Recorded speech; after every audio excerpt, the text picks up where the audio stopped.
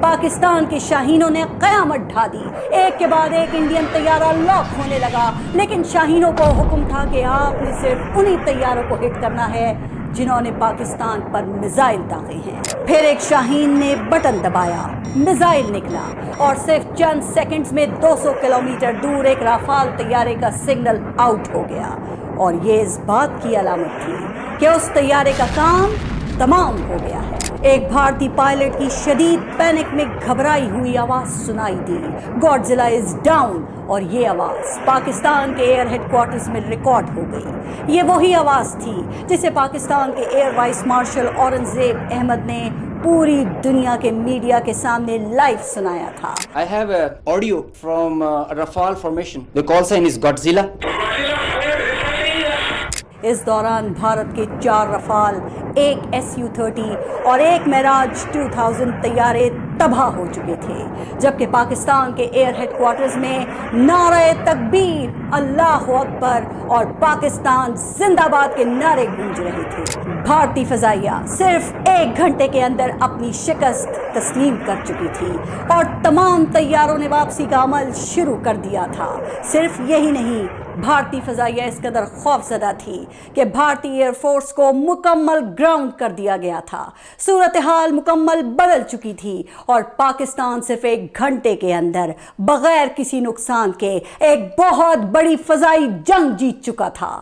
نریندر مودی اور بھارتی فضائیہ کا منہ کالا ہو چکا تھا۔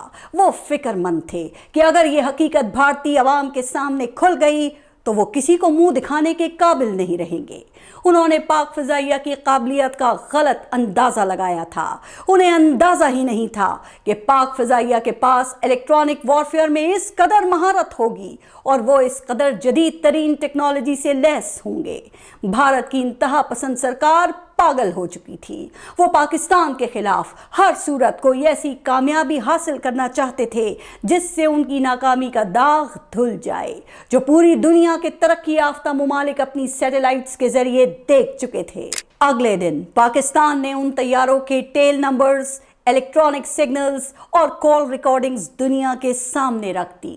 پوری دنیا کا میڈیا بھارتی فضائیہ کی بدترین ناکامی اور پاکستان کی جیت کا اعلان کرنے لگا۔ CNN، رائٹرز، BBC، دی ٹیلی گراف، فرانس 24، الجزیرہ، دوسرے الفاظ میں کوئی ایسا بین الاقوامی میڈیا آؤٹلیٹ نہیں تھا جو بھارتی طیاروں کی تباہی کی داستان نہ سنا رہا ہو۔